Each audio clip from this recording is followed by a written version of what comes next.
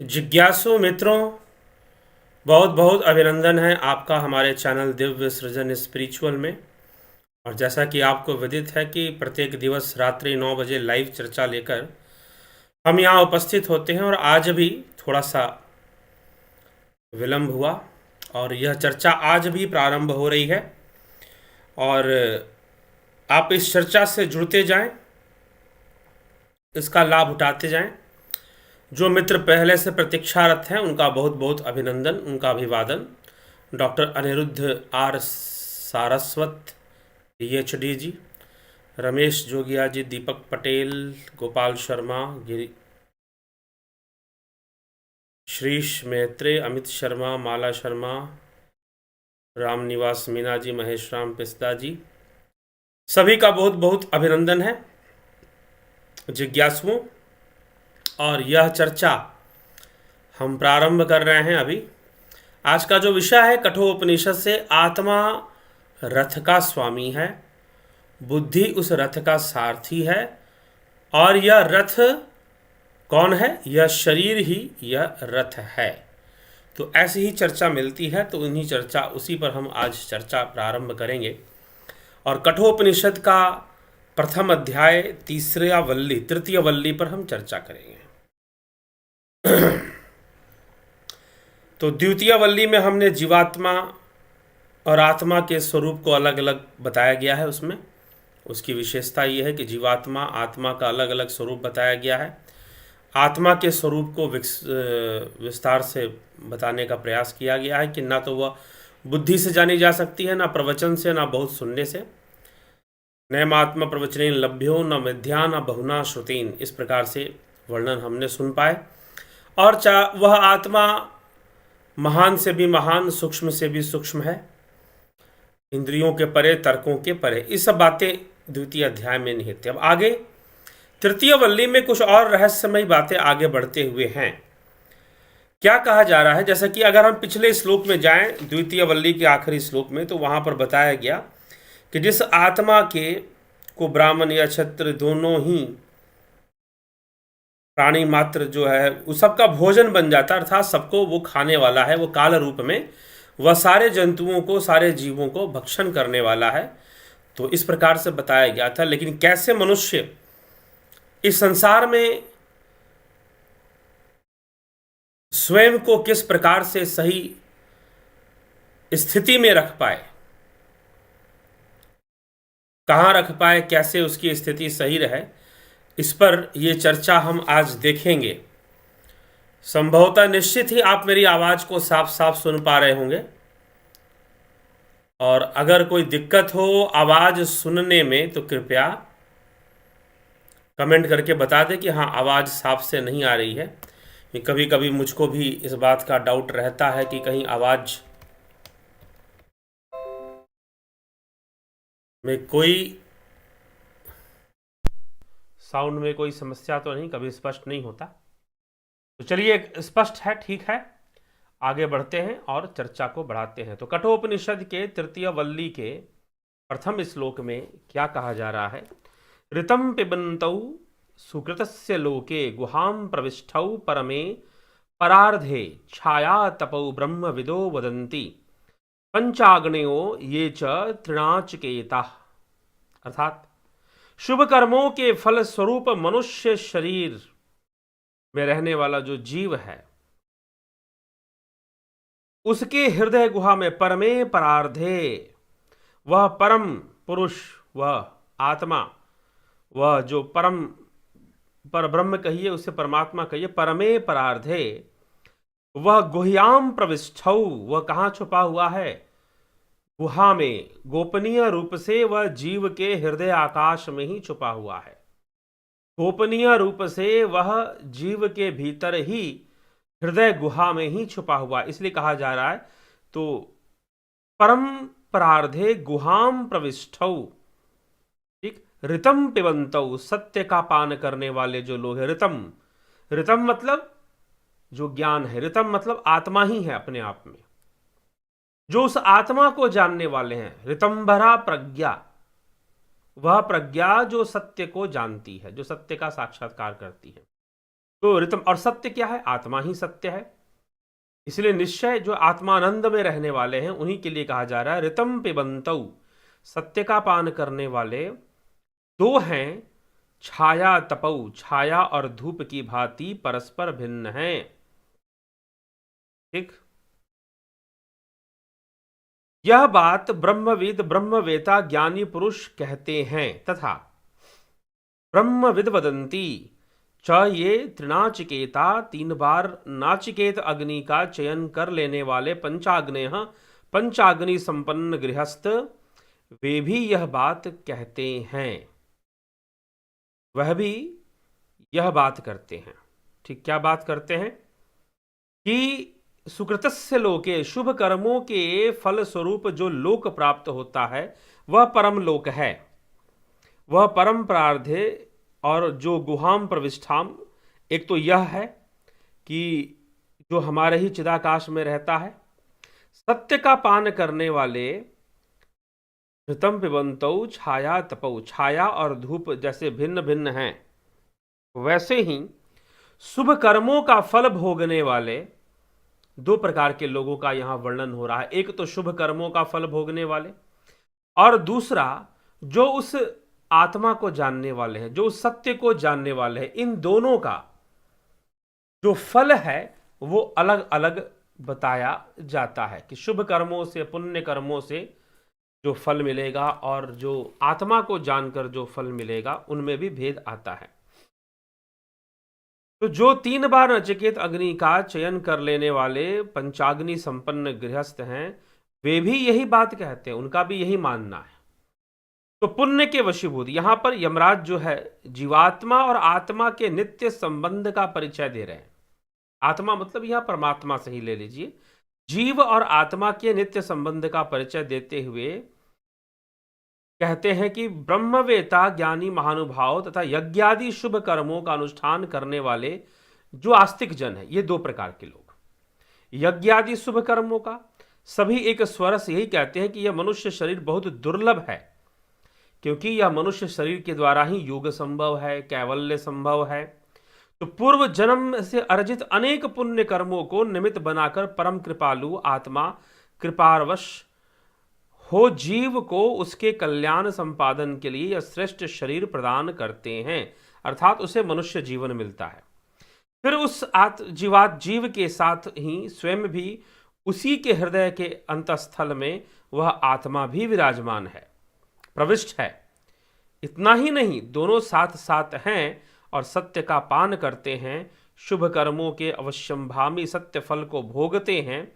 अवश्य ही दोनों के भोग में बड़ा अंतर है, बहुत भारी अंतर है, क्योंकि वह जीव पुण्य कर्मों के वशीभूत जो फल भोगता है और आत्मज्ञान की साधना से जो फल प्राप्त होता है, उन दोनों में बड़ा भारी अंतर है।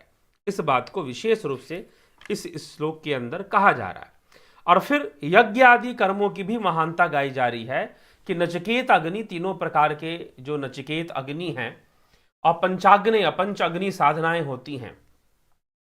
पंचअग्नि में सूर्य की अग्नि है, संसार की अग्नि है, वर्षा की अग्नि है, और फिर स्त्री और पुरुष की अग्नि मानी जाती है। तो जो पंचाग्नि संपन्न है, एक गृहस्थ व्यक्ति ही पंचाग्नि संपन्न होता है। तो इसलिए यहां पर पंचाग्नि संपन्न जो बात कही गई है, जो पंच अग्नि से संपन्न है वह गृहस्थ व्यक्ति, वह यज्ञ आदि कर्मों से, नचिकेत यज्ञ आदि कर्मों से स्वर्ग लोक का भोग करता है और उस आत्मा को जानकर परम धाम की प्राप्ति करता है, परमात्मा की प्राप्ति करता है। तो जब वो उसको जान लेता है तब।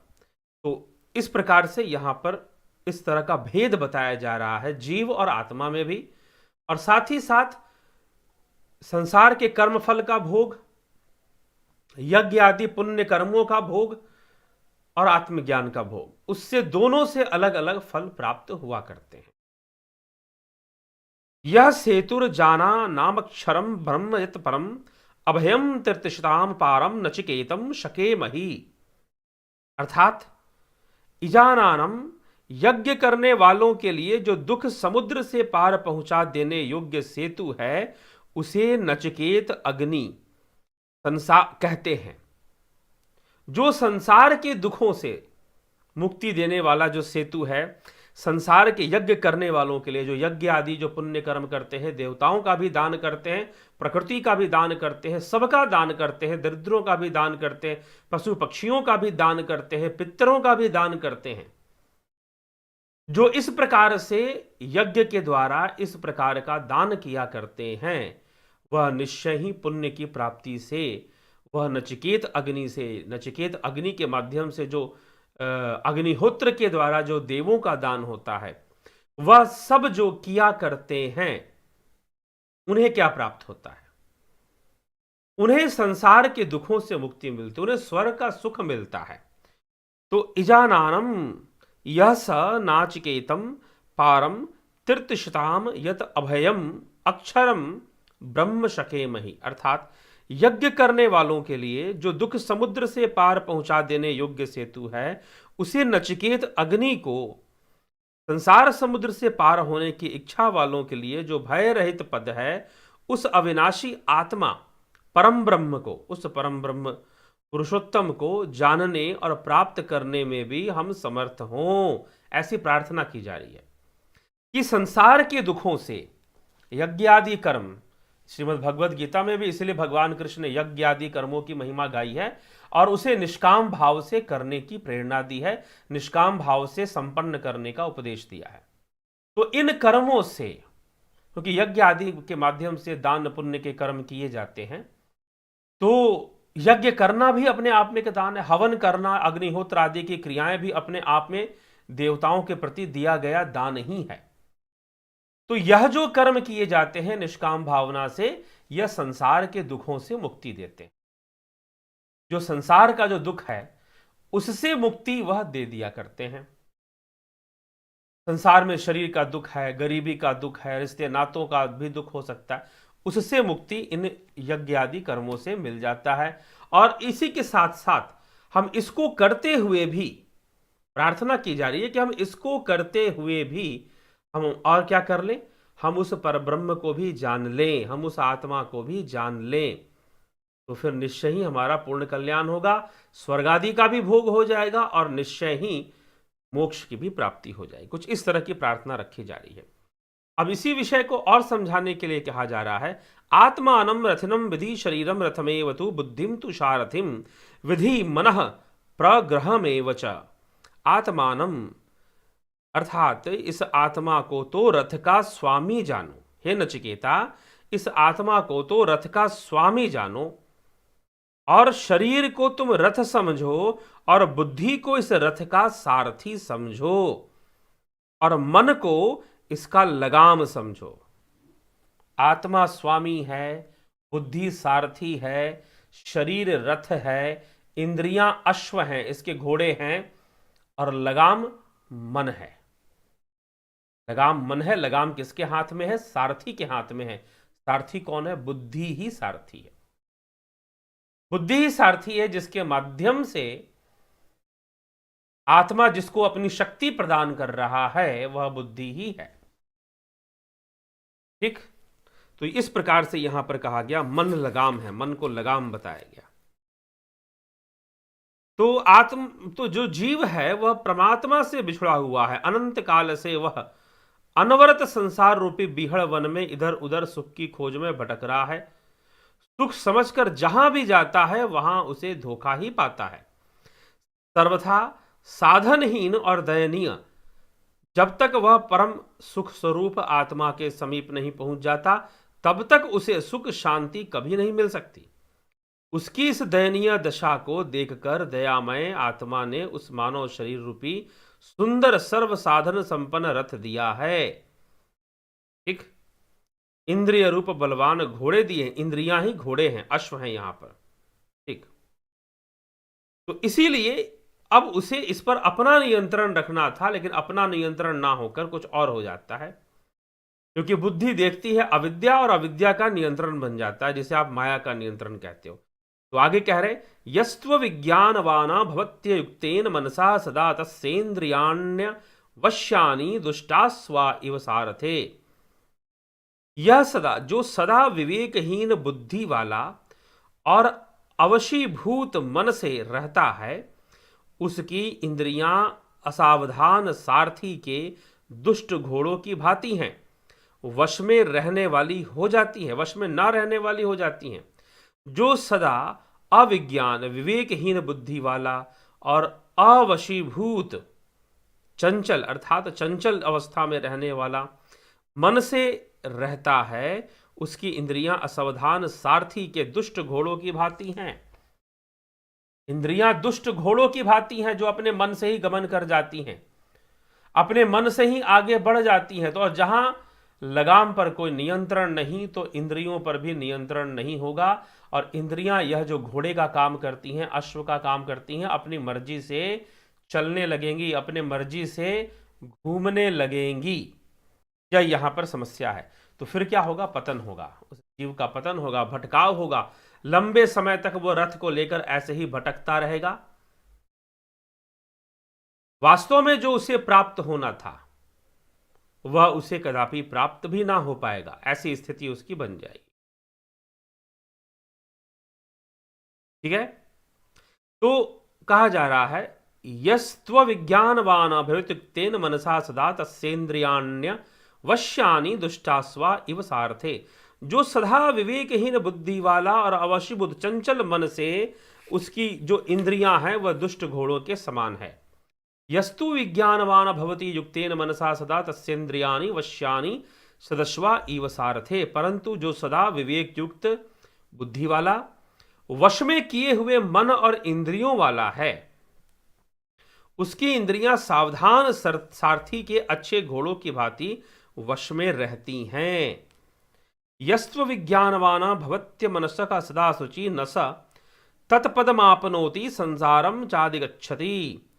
जो कोई सदा विवेकहीन बुद्धि वाला असंयत चित्त अपवित्र रहता है वह उस परम पद को नहीं पा सकता, अपितु बार बार जन्म मृत्यु रूप संसार चक्र में वह भटकता रहता है। जो मन बुद्धि और इंद्रियों के वशीभूत जीवन जीता, उसके लिए कहा जा रहा है यस्तु विज्ञानवान भवति समनस्कः सदा शुचि सदू तत्पदमाप्नोति यस्माद् भूय न जायते। परंतु जो सदा विवेकशील बुद्धि से युक्त संयत चित्त पवित्र रहता है वह तो उस परम पद को प्राप्त कर लेता है जहां से पुनः जन्म लेना नहीं होता। ठीक, तो जो इंद्रियों को संयम कर चुका है, जो लगाम को भी अपने कंट्रोल में रखा हुआ है, जिसका सारथी भी आज्ञा का पालन करता है, नियंत्रण में रहता है, तो निश्चय ही वह परम पद को प्राप्त करता है, ऐसा समझाया जा रहा है। विज्ञान सारथिर्यस्तु मनः प्रगवानन रह सो अध्वन्न पारमापनोति तद्विष्णु परमम पदम। जो मनुष्य विवेकशील बुद्धि रूप सारथी से संपन्न है, जिसकी बुद्धि विवेक से संपन्न है, वह विवेकशील अर्थात जिसकी बुद्धि विवेक से संपन्न है, तो सारथी भी विवेक से संपन्न हो गया। मन रूप लगाम को वश में रखने वाला वह संसार मार्ग के पार पहुंचकर सर्वव्यापी परब्रह्म पुरुषोत्तम भगवान के उस सुप्रसिद्ध परम पद को प्राप्त हो जाता है। ठीक है, तो जो इस प्रकार से संसार मार्ग के पार पहुंच जाता है, जो बुद्धि को प्रकट कर कर विवेकशील बुद्धि रूपी सारथी से संपन्न है और मन रूपी लगाम को वश में रखता है, वो निश्चय ही संसार मार्ग को प्राप्त कर कर विष्णु तत् परमम पदम, विष्णु रूपी जो परम पद है उसी को वो प्राप्त हो जाता है। तो इस प्रकार से मित्रों कठोर उपनिषद में शरीर, पहले तो बताया गया कि शुभ कर्म और आत्मा को जानने का फल और शुभ कर्मों का फल अलग अलग है। पहले श्लोक में क्या कहा गया, 9 श्लोकों को हमने आज सुना।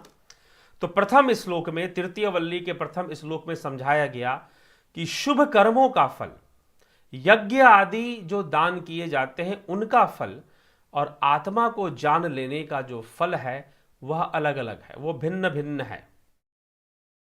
ठीक, तो आत्मा को जानने का फल और शुभ कर्मों का फल, यज्ञ आदि जो हम कर्म करते हैं उनका जो फल है और आत्मा, इसमें भिन्नता है। परंतु ये प्रार्थना की जा रही है कि इस संसार में तो हमें रहना ही है शरीर के अंदर, तो फिर यज्ञ करते हुए ही शरीर में रहा जाए, शुभ कर्मों को करते हुए ही इस देह में रहा जाए और साथ ही साथ साधना भी की जाए। साधना भी की जाए, ध्यान भी किया जाए और अपने मन को उस ध्यान में, आत्मा के चिंतन में, निधि ध्यासन आदि क्रियाओं में अपने मन को समर्पित कर दिया जाए, अपने मन को लगा दिया जाए। तो इस प्रकार से लगाने की बात यहां पर कही जा रही है। तो जो अब देखिए, एक है ना, किसी ने बड़ा सुंदर कहा कि रहो उस दुनिया में लेकिन व्यवहारिकता और अभिनय करो इस दुनिया में। अर्थात उस दुनिया के होते हुए भी आप इस दुनिया में होने का जो अभिनय करते हैं निष्काम भावना से। किसी ने कहा कि हम वासी उस देश के जहां पार ब्रह्म का खेल। किसी संत कवि की वाणी है।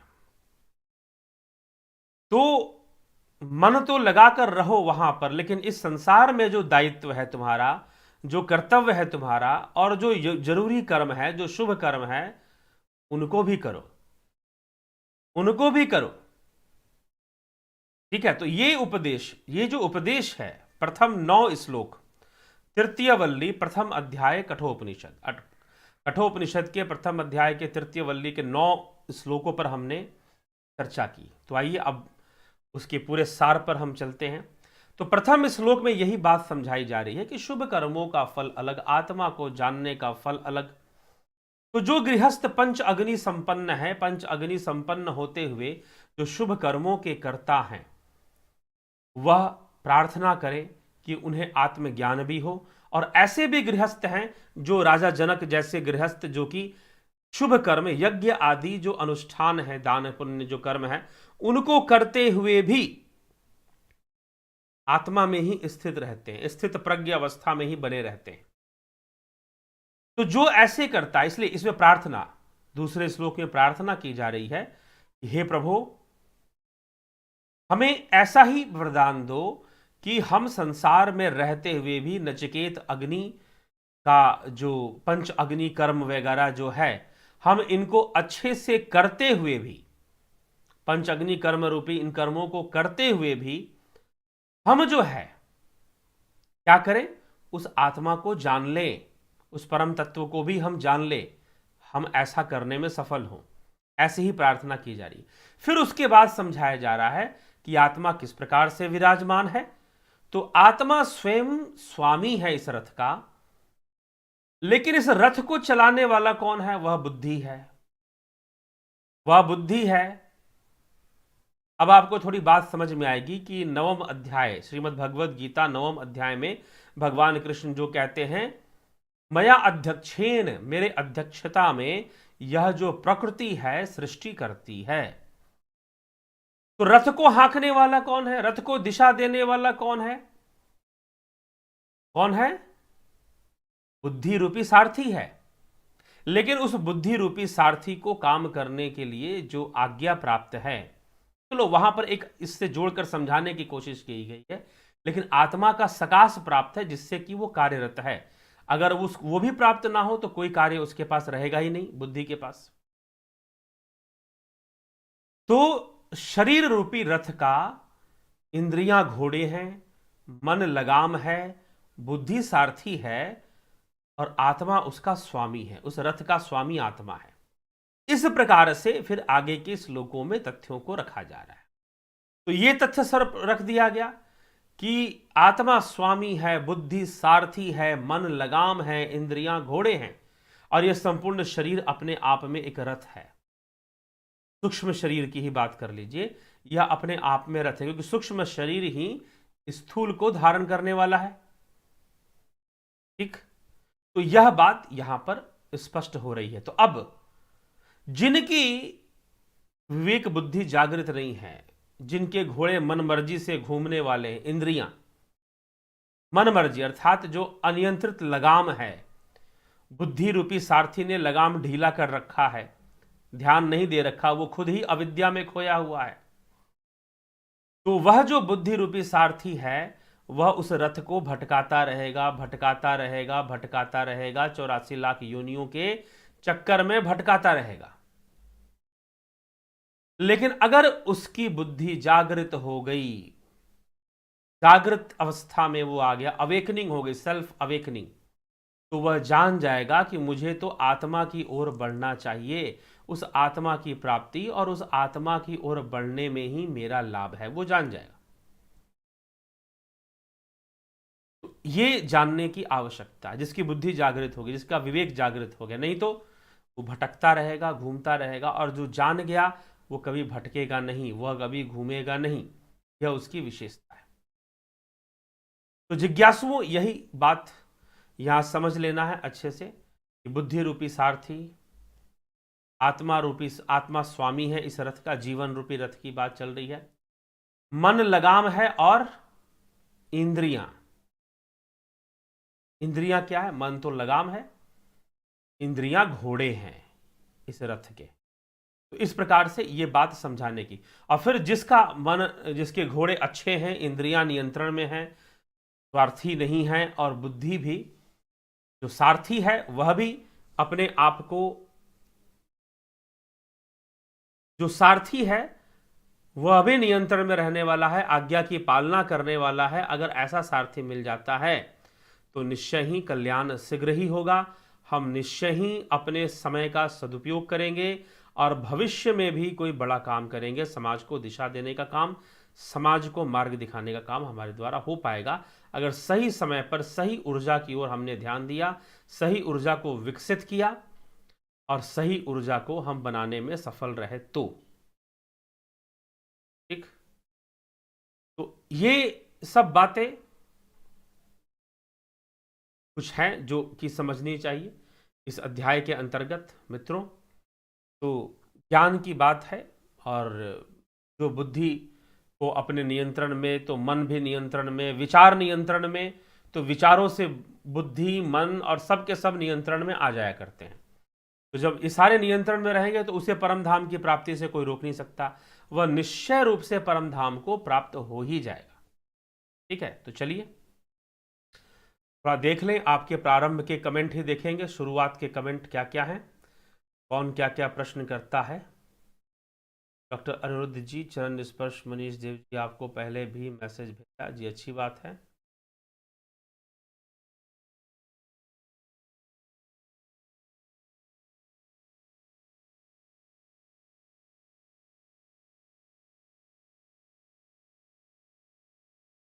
हम्म,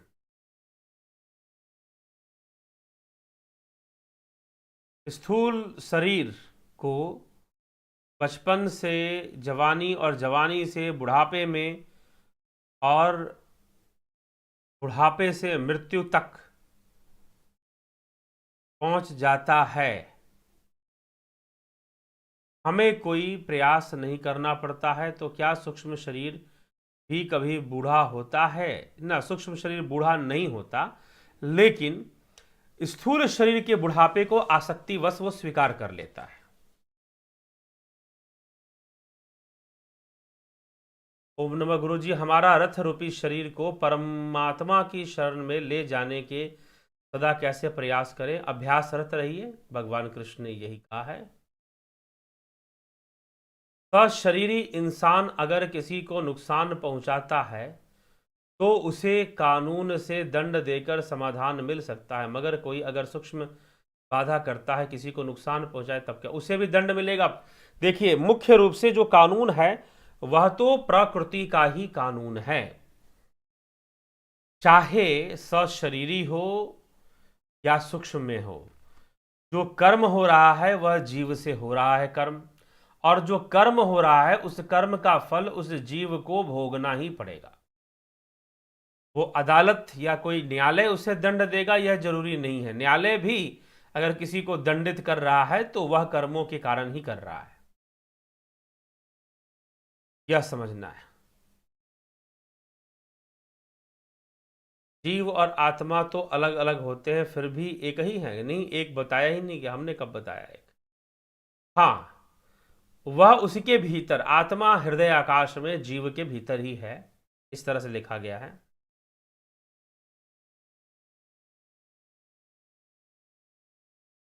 जय Bharat, meditation is the only way to calm down. Yes,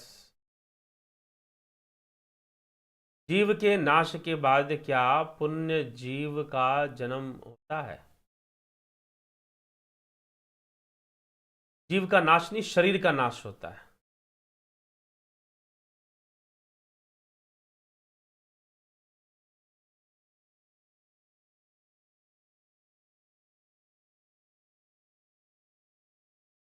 जीव और आत्मा अलग अलग ही है, ये हमेशा अलग अलग ही बनाया है।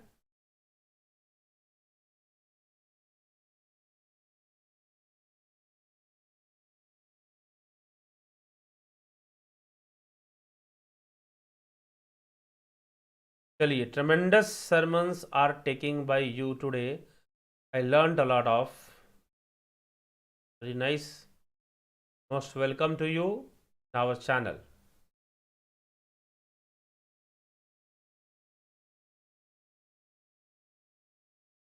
निधिध्यासन का मतलब नहीं, निधिध्यासन है अभ्यास पूर्वक ध्यान करने के प्रति, मन को एक ही भाव रखने के प्रति अभ्यासरत रहना।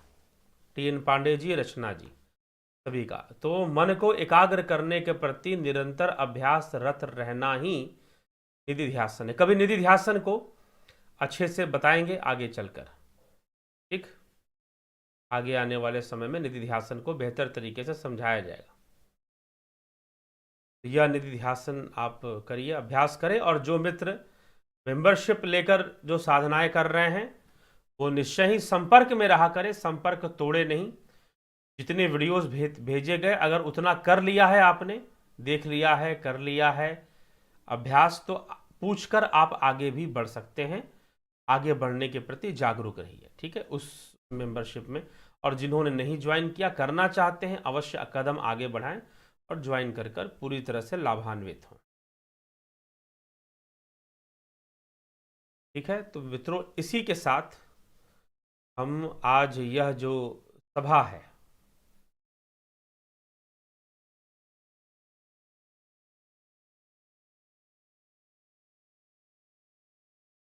आज की इस सभा को यहाँ विराम देंगे और कल फिर से कठोपनिषद के नए विषयों पर चर्चा लेकर उपस्थित होंगे। इंद्रियों से पंच विषय पर है, विषयों से मन, मन से बुद्धि, बुद्धि से आत्मा और अव्यक्त अवसर ब्रह्म। जीव के अंत के बाद भी क्या दोबारा जीव का जन्म होता? जी नहीं। जीव का अंत कैवल्य में होगा ना, जीव का अंत तो होता ही नहीं है। जीव का विनाश नहीं होता, उसकी मुक्ति होगी, उसका मोक्ष होगा। तो जब वो हो जाएगा तो फिर पुनरागमन जीव का नहीं है।